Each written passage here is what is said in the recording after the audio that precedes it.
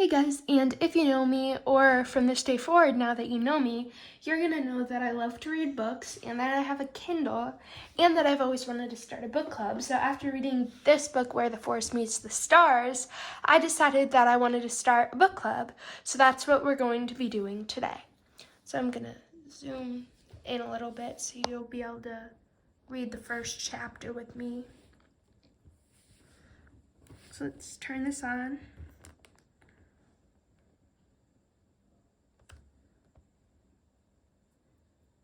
I just finished it yesterday. So, yeah. And I would not recommend this book for people who can't handle violence or some hints of romance and swear words too, because I guess that's part of the violence, but if you cannot handle swear words, this book has a lot of the bad ones. So I would not recommend this book for you if you don't like swear words. I would rate it on a scale of like PG, PG-13, rated R, or G. I'd say PG-13. So if you're under 13, I would be really like close caution reading this book. I would ask your parents first. But I don't think there's anything bad in this first chapter. So if there is, we're just gonna stop this video and I'm never gonna post it. 1. The girl could be a changeling. She was almost invisible, her pale face, hoodie, and pants fading into the twilit woods behind her. Her feet were bare. She stood motionless, one arm hugged around a hickory trunk, and she didn't move when the car crunched to the end of the gravel driveway and stopped a few yards away. As she shut down the car, Joe looked away from the girl and gathered binoculars, backpack, and data sheets from the passenger seat. Maybe the kid would return to her fairy realm if she wasn't watching. But the girl was still there when Joe stepped out of the car. "I see you," Joe told the shadow on the hickory. "I know," the girl said. Joe's hiking boots scattered chips of dry mud up the concrete walkway. "Do you need something?" The girl didn't answer. "Why are you on my property? I was just trying to pet your puppy, but he wouldn't let me." "He's not my dog." "Whose is he?" "No one's." She opened the door to the screen porch. "You should go home while you still have some light." She flicked on the outside bug bulb and unlocked the door to the house. After she turned on a lamp, she returned to the wooden door and locked it. The girl was only around 9 years old, but she could still be up to something. In 15 minutes, Joe was showered and dressed in a t-shirt, sweatpants, and sandals. She turned on the kitchen lights, drawing a silent batter of insects to the black windows. While she readied grilling supplies, she idly thought of the girl under the hickory tree. She'd be too afraid of the dark woods to stick around. She'd have gone home. Joe brought a marinated chicken breast and 3 vegetable skewers out to a fire pit and a patch of weedy lawn that separated the yellow clapboard house from a few acres of moonlight grassland. The 40s-era rental house, known as the Kinney Cottage, was perched on a hill facing the woods, its rear side open to a small prairie that was regularly burned by the owner to keep back the encroaching forest. Joe lit a fire in her stone circle and set the cooking rack over it. As she laid chicken and skewers over the flames, she tensed when a dark shape rounded the corner of the house. The girl. She stopped just yards from the fire, watching Joe place the last of the skewers on the grill. "Don't you have a stove?" she asked. "I do. Why do you cook outside?" Joe sat in one of the 4 ragged lawn chairs. "Because I like to. It smells good." If she was there to mooch food, she'd be disappointed by the empty cupboards of a field biologist with little time for grocery shopping. She spoke with the rural drawl of a local, and her bare feet were evidence that she'd come from a neighboring property. She could, I'm not going to say the swear word, I'm going to just say darn well go home for dinner. The girl edged closer, the fire coloring her apple cheeks and blondish hair, but not her eyes, still changeling back black holes in her face. Don't you think it's about time you went home, Joe said. She came nearer. I don't have a home on Earth. I came from there. She pointed toward the sky. From where? Ursa Major. The constellation? The girl nodded. I'm from the Pinwheel Galaxy. It's by the Big Bear's tail. Joe didn't know anything about galaxies, but the name sounded like something a kid would invent. I've never heard of the Pinwheel Galaxy, Joe said. It's what your people call it, but we call it something else. Joe could see her eyes now. The intelligent glint in her gaze was oddly shrewd from her baby face, and Joe took that as a sign that she knew it was all in fun. If you're an alien, why do you look human? I'm only using this girl's body. Tell her to go home while you're in there, will you? She can't. She was dead when I took her body. If she went home, her parents would get scared. It was a zombie thing. Joe had heard of those games, but the girl had come to the round house if she was looking for someone to play alien zombie with her. Joe had never been good with kids and make-believe games, even when she was a young girl, as young as the girl herself. Joe's parents, both scientists, often said her double dose of analytic genes had made her that way. They used to joke about how she'd come out of the womb with an intent frown on her face, as if she were formulating hypothesis about where she was and who all the people in the delivery room were.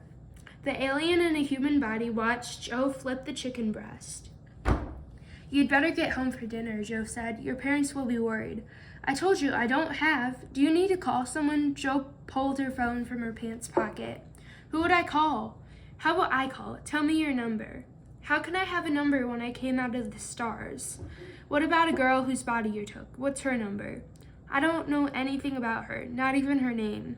Whatever she was up to, Joe was too tired for it. She'd been awake since 4 a.m, slogging through field and forest in high heat and humidity for more than 13 hours. That had been her routine almost every day for weeks, and that few hours she spent at the cottage each night were important wind-down time. If you don't go, I'll call the police, she said, trying to sound stern. What will the police do? She asked as she never heard the word. They'll haul your butt home. The girl crossed her arms over her skinny body. What will they do when I tell them I have no home? They will take you to the police station and find your parents or whoever you live with. What will they do when they call those people and find out their daughter is dead? Joe didn't have to feign her anger this time. You know, it's no joke to be alone in this world. You should go home to whoever cares about you. The girl tightened her arms around her chest but said nothing. The kid needed a jolt of reality. If you have no family, the police will put you in a foster home. What's that? You live with complete strangers, and sometimes they're mean, so you better go home before I call the cops. The girl didn't move. I'm serious. The half-grown dog that had begged for food at Joe's fire for the past few nights sulked into the outer circle of firelight. The girl sat on her haunches and held her hand out, cajoling him in a high voice to let her pet him. He won't come closer, Joe said. He's wild. He was probably born in the woods. Where's his mother? Who knows? Joe set down her phone and turned the skewers. Is there some reason you're afraid to go home? Why won't you believe I'm from the stars? The stubborn, I'm just gonna say butt kid, didn't know when to quit. You know no one will believe you're an alien. The girl walked to the edge of the prairie, held her face and arms to the starry sky, and chanted some kind of gibberish that was supposed to sound like an alien language. Her words flowed like a foreign tongue she knew well, and when she finished, she smugly turned to Joe, hands on hips. I hope you are asking your alien people to take you back, Joe said. It was a salutation. Salutation, good word. The girl returned to the firelight. I can't go back yet. I have to stay on Earth until I've seen 5 miracles. It's a part of our training when we get to a certain age. Kind of like school. You'll be here a while. Water hasn't been turned into wine for a couple millennia. I don't mean Bible kind of miracles. What kind of miracles? Anything, the girl said. You're a miracle, and that dog is. This is a whole new world for me. Good, you have 2 already. No, I'll save them for really good stuff. Gee, thanks. The girl sat in a lawn chair near Joe. The grilling chicken breast oozed greasy marinade into the fire, smoking the night air with a delectable scent. The kid stared at it, her hunger real, nothing imaginary about it. Maybe her family couldn't afford food. Joe was surprised she hadn't thought of that right away. How would I give you something to eat before you go home, she said. Do you like turkey burgers? How could I know what a turkey burger tastes like? Do you want one or not? I want one. I'm supposed to try new things while I'm here. Joe put the chicken breast on the cooler side of the fire before going inside to gather a frozen burger, condiments, and a bun. She remembered the last cheese slice in the refrigerator and added it to the girls' dinner. The kid probably needed it more than she did. Joe returned to the yard, laid out the patty over the fire, and put the rest on the empty chair beside her. I hope you like cheese on your burger. I've heard about cheese, the girl said. They say it's good. Who says it's good? The ones who have already been here. We learn a little bit about Earth when we come. What's your planet called? It's hard to say in your language. Sort of like, I have no idea really how to say this word, so I'm just gonna try. Hetraya. Do you have any marshmallows? The Hetrians taught you about marshmallows? They said put them on a stick and melt them over the fire. They said it's really good. Joe finally had an excuse to open the marshmallows she'd purchased on a whim when she first moved to the cottage. She figured she might as well use them before they went stale. She got the marshmallows from the kitchen cupboard and dropped the bag into the alien's lap. You have to eat dinner before you open them. The alien found a stick and sat in her chair, marshmallows sheltered in her lap, her dark eyes fixed on the cooking burger. Joe toasted the bun and placed a skewer of brown potatoes, broccoli, and mushrooms next to the cheeseburger on a plate. She brought 2 drinks. Do you like apple cider? The girl took the glass and sipped. It's really good. Good enough to be a miracle? No, the alien said, but she downed more than half the glass in seconds. The girl was almost done with her burger by the time Joe took a bite. When did you last eat? She asked. On my planet, the alien said, around a cheek bulged with food. When was that? She swallowed. Last night. Joe put down her fork. You haven't eaten for a whole day? The girl popped a potato cube in her mouth. I didn't want to eat until now. I was kind of sick from the trip to Earth and the changing bodies and all that. Then why are you eating like you're starved? The girl broke the last piece of burger and tossed half to the begging puppy, probably to prove she wasn't starving. The dog gulped it down as fast as the girl had. When the alien offered the last morsel in her hand, the puppy slunk forward, nabbed it from her fingers, and retreated as it ate. Do you see that? The girl said. He took it from my hand. I saw. What Joe also saw was a kid who might be in real trouble. Are those pajamas you're wearing? The girl glanced down at her thin pajamas. I guess that's what humans call them. Joe sliced another piece of meat off her chicken breast. What's your name? The girl was on her knees, trying to creep closer to the puppy. I don't have an Earth name. What's your alien name? Hard to say. Just tell me. It's kind of like Earpood na a shrew. Earpood? No. Earpood na a shrew. Okay, Earpood. I want you to tell me the truth about why you're here. She gave up the timid dog and stood. Can I open the marshmallows? Eat the broccoli first. She looked at the plate she'd left on the chair. That green stuff? Yeah, we don't eat green stuff on my planet. You said you're supposed to try new things. The girl pushed the 3 broccoli florets in her mouth in a quick succession. When she chewed at the lumps in her cheeks, she ripped open the marshmallow bag. How old are you? Joe asked. The girl swallowed the last of the broccoli with effort. My age wouldn't make sense to a human. How old is the body that you took? She poked a marshmallow onto the end of the stick. I don't know. I'm seriously gonna have to call the police. Why? You know why. You're what, 9, 10? You can't be alone at night. Someone's not Calling emergency service. If you call the police, I'll just run away. Why? They can help you. I don't want to live with mean strangers. I was joking when I said that. I'm sure they'll find nice people. The girl smashed a third marshmallow on her stick. Do you think Little Bear would like marshmallows? Who's Little Bear? I named the puppy that, for Ursa Minor, the constellation next to mine. Don't you think he looks like a baby bear? Don't feed him marshmallows. Sugar isn't what he needs. Joel pulled the last pieces of meat off her chicken breast and tossed them to the dog, too distracted to finish her food.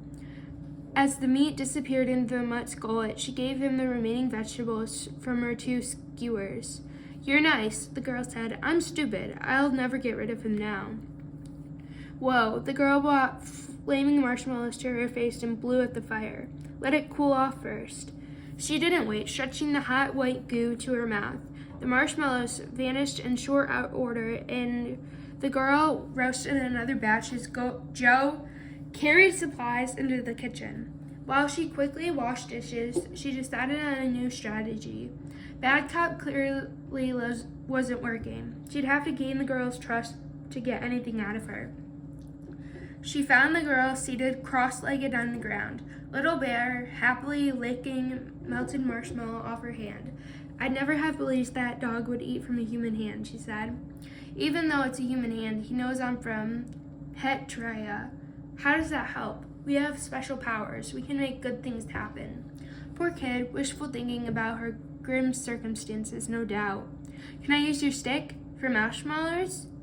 No, to beat you off my property. The girl smiled, a deep dimple indenting her left cheek. Joe punctured 2 marshmallows with the stick and hovered them over the fire. The girl returned to her lawn chair, the wild dog lying at her feet as if she'd miraculously tamed it. When the marshmallows were perfectly brown on all sides and sufficiently cooled, Joe ate them straight off the stick. I didn't know grown-ups ate marshmallows, the girl said. It's a secret Earthling children don't know. What's your name? The girl said. Joanna Teal, but most people call me Joe. Do you live here all alone? Just for the summer. I'm renting the house. Why? If you live down this road, which I'm sure you do, you know why. I don't live down this road. Tell me. Joe resisted an urge to consist the lie, remembering she was the good cop. This house and 70 acres around it are owned by a science professor named Dr. Kinney. He lets professors use it for teaching and graduate students use it while they're doing their research. Why doesn't he want to live in it? Joe rested the marshmallow stick against the fire pit rocks. He bought it when he was in his 40s. He and his wife used to use that as a vacation house, and he did aquatic insect research down in the creek. But they stopped coming here 6 years ago. Why? They're in their 70s, and his wife has to be near a hospital because of medical condition. Now they use the house as a source of income, but they only rent it to scientists. You're a scientist? Yes, but I'm still a graduate student. What does that mean? It means I'm done with the first 4 years of college, and now I take classes, work as a teaching assistant, and do research so I can get a PhD. What's a PhD? A doctorate degree. Once I have that, I can get a job as a professor at a university. The girl licked her dirty, dog-drooled fingers and scrubbed them on the blackened marshmallow stuck to her cheek. A professor is a teacher, right? Yes, and most people in my field also do research. What research? Relentless curiosity. She'd make a great scientist. My field is bird ecology and conservation. What do you do exactly? Enough questions, ear-poo. Ear-pooed. It's time for you to go home. I get up early, so I need to go to sleep. Joe turned on the spigot and pulled the hose to the fire. Do you have to put it out? Smokey Bear says I do. The fire hissed and steamed as the water conquered it. That's sad. What is? That wet ash smell. Her face looked bluish in the fluorescent kitchen light filtering through the window as if she'd become a changeling again. Joe turned the squeaky spigot handle to off. What about you tell me the truth about why you're out here? I did tell you, the girl said. Come on, I'm going inside and I don't feel right about leaving you out here. I'll be okay. You'll go home? Let's go, Little Bear, the girl said, and the dog improbably obeyed. Joe watched the alien changeling and her mongrel walk away, their face fade into the dark forest, as sad as the wet ash smell. So, you probably noticed while I was reading, my watch said an emergency call. Well, that was because I said the words, I'm going to say it in a backwards order. Police the call.